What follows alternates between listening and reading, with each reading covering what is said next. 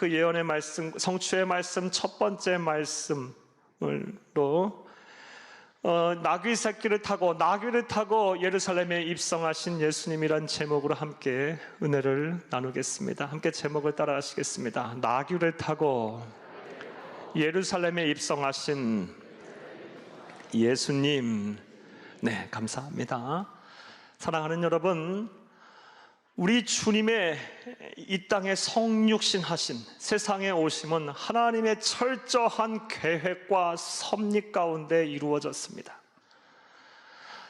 이를 위해서 하나님께서는 인류 역사의 시작부터 수많은 예언자들과 선지자들을 통해서 우리 구주 예수 그리스도의 탄생과 그리고 삶과 사역, 그리고 특별히 고난과 죽음과 부활을 예언케 하셨습니다. 그리고 그 예언의 말씀대로 우리 주님께서는 이 세상에 오셨습니다. 인간의 옷을 입고 이 세상에 오셨습니다. 그리고 그 예언의 말씀대로 세상을 사셨고, 예언의 말씀대로 사역을 하셨으며, 예언의 말씀대로 우리의 죄를 위하여 죽으셨다가 장사 지낸 바 되셨고, 예언의 말씀대로 사흘 만에 다시 살아나셨습니다. 할렐루야! 따라서 우리 주님, 우리 구주 예수 그리스도의 삶과 사역은 예언과 성취다라고 말을 해도 과언이 아닐 것입니다. 그리고 우리는 오늘은 우리 구주 예수 그리스도에 대한 예언과 성취에 관한 말씀, 고난과 죽음과 부활에 대한 예언과 성취에 관한 말씀 가운데 우리를 구원하시기 위해서 십자가의 대속의 죽음을 죽으시기 위해서 예루살렘에 입성하실 때 나귀를 타고 입성하실 것이라는 그 예언의 말씀과 그 예언의 말씀이 성취된 말씀을 찾아 묵상하면서 검토하면서 은혜를 나누고자 합니다. 큰 은혜가 되시기를 간절히 주의 이름으로 축복합니다. 사랑하는 여러분, 먼저 오늘 본문 말씀에 예언의 말씀, 구약의 예언의 말씀을 보겠습니다. 스가랴서 9장 9절 말씀입니다. 시온에 따라 크게 기뻐할지어다. 예루살렘에 따라 즐거이 부를지어다. 보라, 내 왕이 내게 임하시나니 그는 공의로우시며 구원을 베푸시며 겸손하여서 나귀를 타시나니 나귀의 작은 것 곧 나귀 새끼니라. 아멘. 이 말씀은 예수님보다 약 530-40년 전 앞서 사역했던 스가랴 선지자가 예언한 말씀입니다. 예수님보다 한참 530-40년 전에 스가랴 선지자는 예수님께서 나귀 새끼를 타고 예루살렘의 수많은 군중들의 환호를 받으면서 입성하실 거라는 것을 예언하였습니다. 역시 성경과 또 세계 역사를 보게 되면 주전 538년 바벨론에 이어 등장한 페르시아의 고레스 왕이 자신의 나라에 있는 사람들을 향하여 다음과 같은 칙령을 반포합니다. 자신의 나라에 있는 모든 사람들은 자신의 땅으로 돌아가 그들의 조상이 섬기던 신을 섬겨도 좋다라며 종교 자유를 선포합니다. 그리고 그 칙령에 의거해서 70년간 포로 생활을 하던 이스라엘 백성들은 총 3번에 걸쳐서 이스라엘 땅으로 귀환을 하게 됩니다.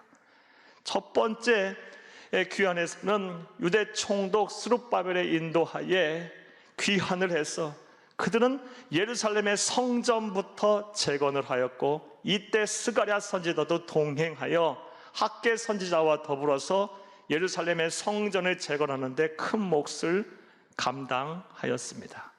그렇게 예수님보다 약 530-40년 전에 활동하면서 오늘 본문 말씀에 성령의 감동을 받아 예언을 한 것입니다. 예수님께서 메시아가 이 땅에 오실 터이는데 그 메시아는 나귀 새끼를 타고 예루살렘의 성에 수많은 사람들의 환호를 받으며 입성할 것이다 라는 예언입니다. 자, 그 말씀이 신약에 이르러서 어떻게 성취되었는지 이제 성취된 말씀을 살펴보겠습니다. 마태복음 21장 1절에서 11절 두 번째 본문입니다. 함께 읽겠습니다. 그들이 예루살렘에 가까이 가서 감난산 벳바가에 이르렀을 때에 예수께서 두 제자를 보내심에 이르시되 너희는 맞은편 마을로 가라. 그리하면 곧 매인 나귀와 나귀 새끼가 함께 있는 것을 보리니 풀어 내게로 끌고 오라. 3절 만일 누가 무슨 말을 하거든 주가 쓰시겠다 하라. 그리하면 즉시 보내리라 하시니 4절 이는 선지자를 통하여 하신 말씀을 이루려 하심이라 일렀으되 스가랴 선지자를 통해서 하신 말씀을 이루려 하심이라 일렀으되 5절 시온 딸에게 이르기를 내 왕이 내게 임하나니 그는 겸손하여 나귀 곧 멍에 매는 짐승의 새끼를 타도다 하라 하였느니라. 제자들이 가서 예수께서 명하신 대로 하여 7절 나귀와 나귀 새끼를 끌고 와서 자기들의 겉옷을 그 위에 얹음에 예수께서 그 위에 타시니 무리의 대다수는 그들의 겉옷을 길에 펴고 다른 이들은 나뭇가지를 베어 길에 펴고 9절 앞에서 가고 뒤에서 따르는 무리가 소리 높여 이르되 호산나 다윗의 자손이여 찬송하리로다. 주의 이름으로 오시는 이여 가장 높은 곳에서 호산나 하더라. 예수께서 예루살렘에 들어가시니 온 성이 소동하여 이르되 이는 누구냐 하거늘 11절 무리가 이르되 갈릴리 나사렛에서 나온 선지자 예수라 하니라. 아멘. 예언의 말씀대로 예수님께서는 사람을 한 번도 태워보지 아니한 나귀 새끼를 타고 수많은 사람들의 환호를 받으며 예루살렘 성에 입성하셨습니다.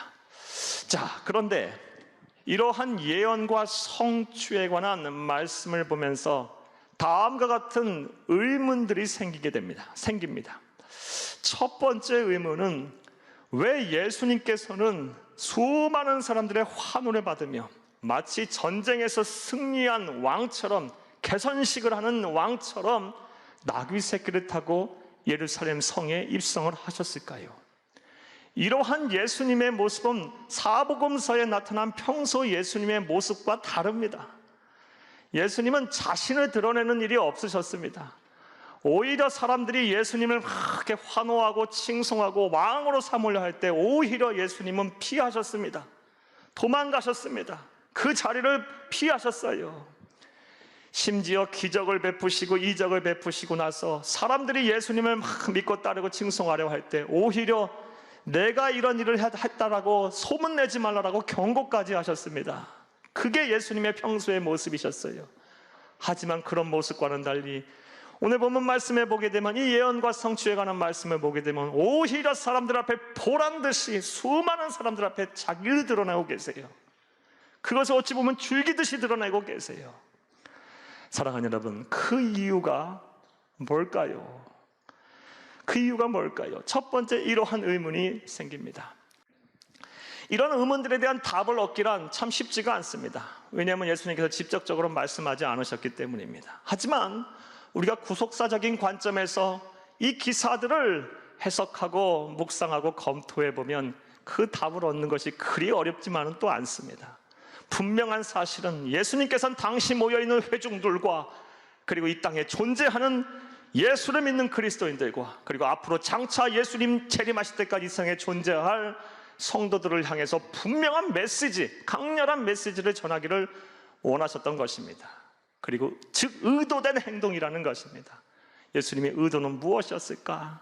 사랑하는 여러분, 예수님께서 나귀 새끼를 타고 수많은 사람들에게 환호를 받으며 예루살렘에 입성하신 이유, 답을 말씀드리면 그 나귀 새끼를 타고 입성함으로써 예수님께서 이 세상에 왜 왔는지, 이 세상에 오신 목적을 나타내시기 위해서, 알게 하시기 위해서 그 일을 행하셨음을 믿으시기를 간절히 주의 이름으로 축복합니다. 자, 그렇다면 이제부터 생각해 보겠습니다.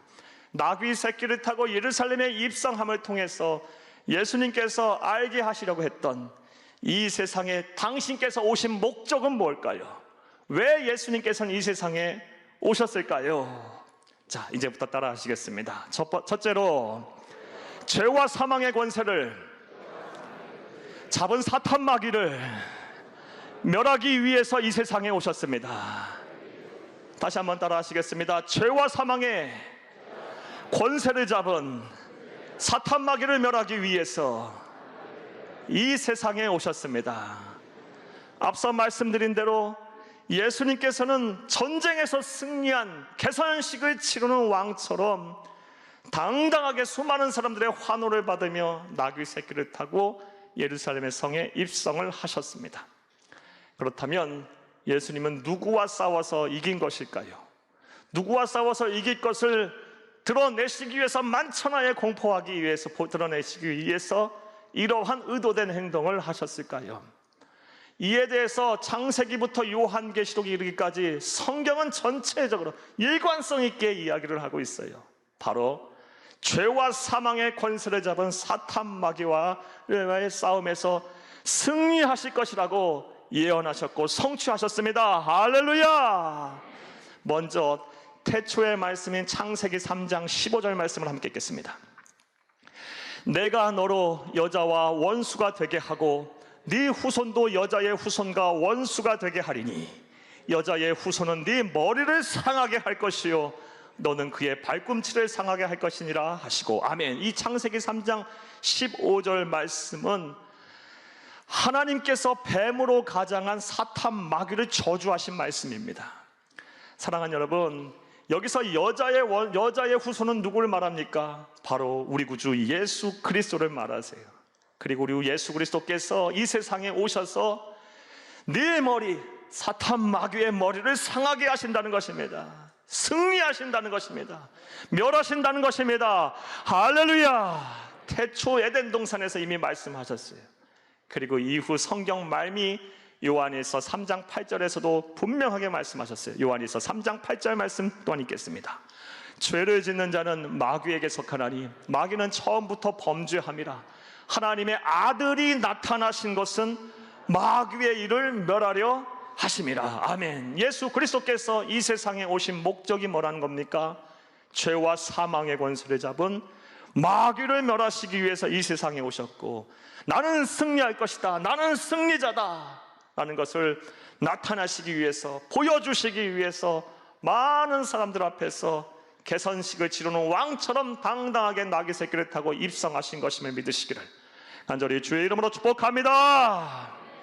그렇다면 또 생각해 보겠습니다. 예수님은 어떻게 사탄 마귀와의 싸움에서 승리하셨을까요? 어떻게 이기셨을까요? 사랑하는 여러분, 성경을 보게 되면 예수님은 항상 능력 있는 하나님의 말씀을 가지고 싸워 이기셨습니다. 할렐루야! 따라서 저와 여러분도 사탄 마귀가 우리를 공격할 때, 우리를 영적인 침체에 빠뜨릴 때 우울하고 낙심이 되고 절망이 되고 또 막 답답하고 살기 싫고 막 미워하게 되고 시기하고 질투하게 되고 염려와 근심 속에 허덕이게 할 때, 그리고 막 삶을 피곤하게 하고 어렵게 만들 때 능력 있는 하나님의 말씀으로 대적해야 할 줄로 믿습니다. 우리 주님께서 승리하셨으니 우리 또한 승리하게 될 것입니다. 할렐루야! 그런데 진정한 승리는 십자가 위에서 행하여졌습니다. 예수님께서는 십자가 위에서 승리하셨습니다. 할렐루야! 그리고 이런 예수님의 승리는 통쾌한 역전승이었습니다. 사랑하는 여러분, 예수님께서 모진 고난과 순환을 당하시고 십자가 위에서 허무하게, 어찌 보면 허무하게 죽었을 때 이 사탄 마귀는 막 크게 환호성을 외쳤을 거예요. 예수님도 별 수 없구나, 우리와 똑같은 사람들과 똑같은 인간임에 불구하구나, 사망 앞에 무릎을 꿇고 말았구나, 내가 이겼다라고 막 승리의 찬가를 불렀을 거예요. 하지만 예수님께서는 십자가 위에서 죽으셨지만 보란듯이 사흘 만에 죄와 사망의 권세를 깨뜨리고 사망의 권세를 깨뜨리고 부활하셨습니다. 할렐루야!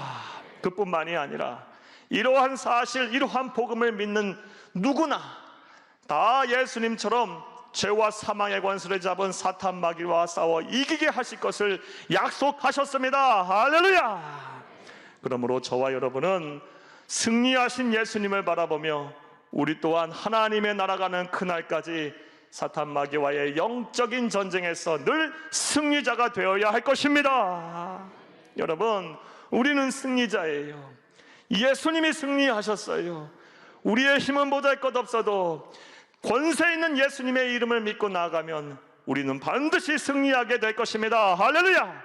예수님께서 이것을 이 세상에 계시는 동안 또한 약속하시고 권면하셨습니다.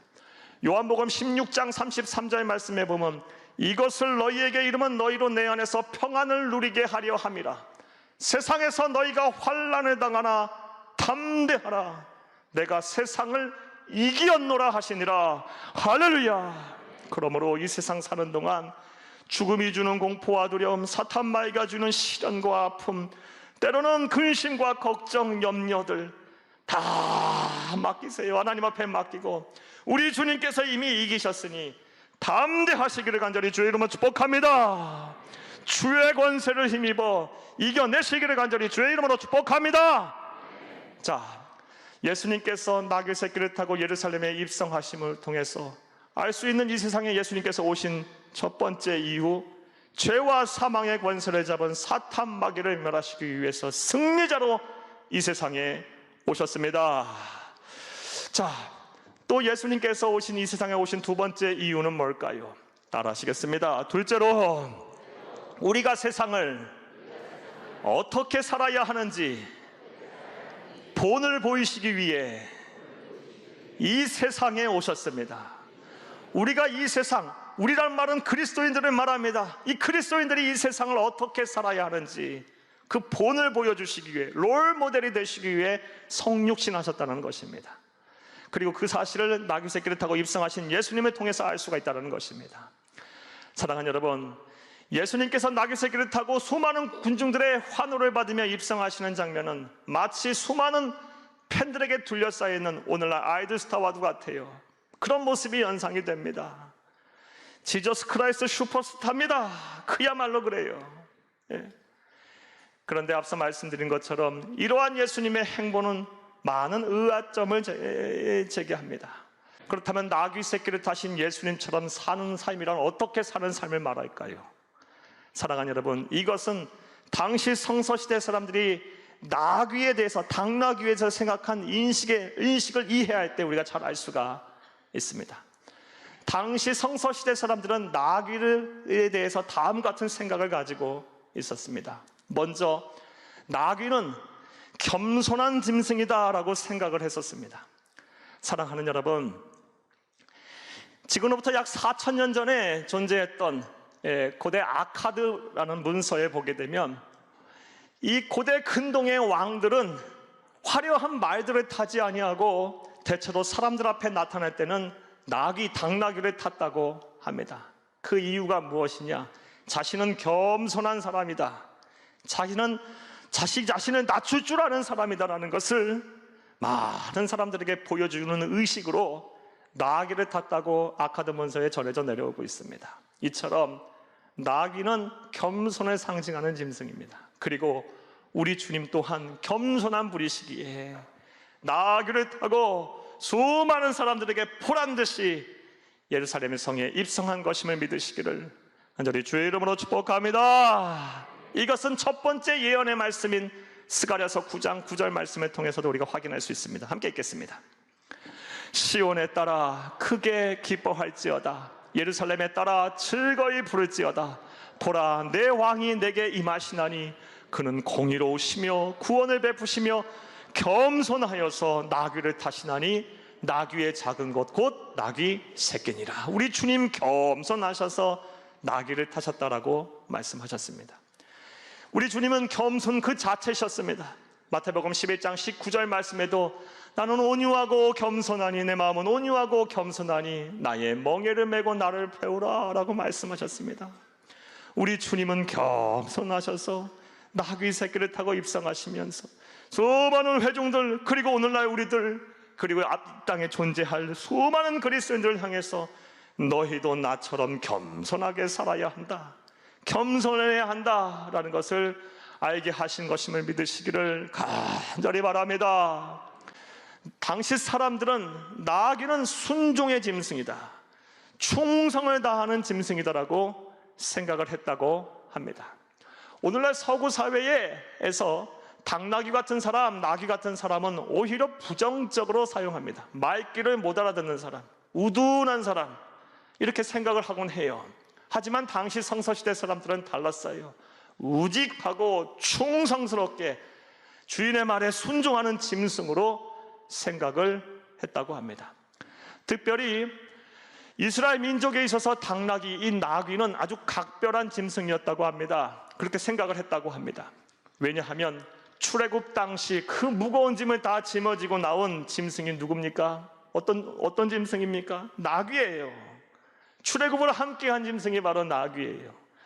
그래서 이스라엘 백성들은 이 나귀에 대한 생각이 각별했고, 또 하나님께서도 그것을 알으셔서 이 구약의 율법에 보면 굽이 갈라지지 아니하는 짐승은 부정한 짐승이라고 했어요. 근데 이 당나귀가, 이 나귀는 굽이 갈라지지 않은 부정한 짐승에도 불구하고 출애굽기 34장 20절 말씀에 보면 이 나귀 새끼는 어린 양과 마찬가지로 이 속죄제의 대속 제물로 드려도 된다고 하나님께서 허락하실 정도입니다. 이처럼 나귀는 충성스럽고 주인의 말에 순종을 다하는 짐승입니다. 그런데 우리 주님의 삶 또한 그러게 하셨습니다. 우리 주님은 하나님이십니다. 창조주이십니다. 아니면 성부 하나님의 말씀에 순종하여 낮고 낮은 인간의 몸으로 이 세상에 오셨고, 그 말씀 그대로 순종하여 하나님의 지신 예수님은 사역을 하셨습니다. 얼마나 삶이 힘들고 사역이 힘들었던지 겟세마네 동산에서 기도하실 때 땀방울이 핏방울 정도 될 정도로 아버지여, 이 고난의 잔을 내게서 좀 옮겨주시옵소서라고 기도하실 정도였어요. 하지만 우리 예수님의 기도는 어떻게 끝을 맺습니까?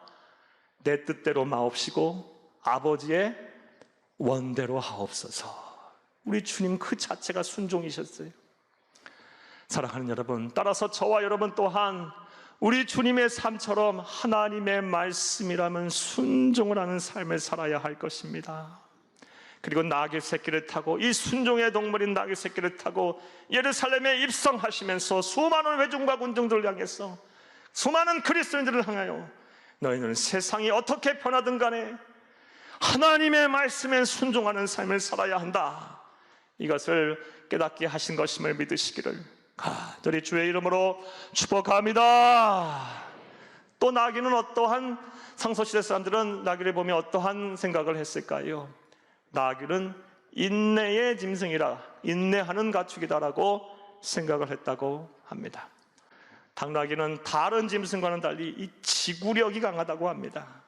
인내심이 강하다고 합니다. 팔레스타인 반도의 그 땅은 광야와 사막 그리고 산악지역으로 이루어진 그 땅은 낮과 밤의 일교차가 아주 심하고, 풀 한 포기 물 한 모금 제대로 마실 수 없는 곳이 허다하며 아주 산악지역으로 돌과 이 바위들로 인해서 막 거친 지역이에요.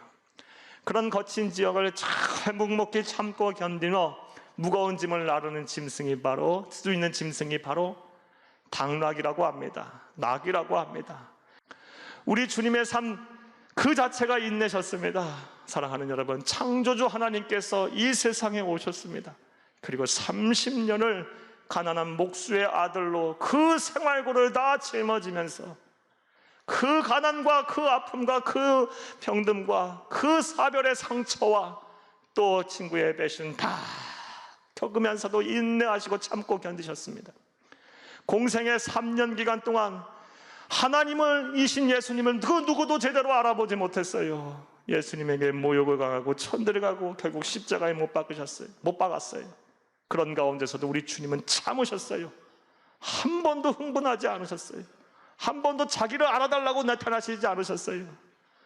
그리고 십자가에서 우리를 위하여 대속의 죽음을 죽으시는 그 가운데서도 하늘의 12군단이 되는 영을 부릴 수 있었음에도 불구하고 참고 견디셨어요.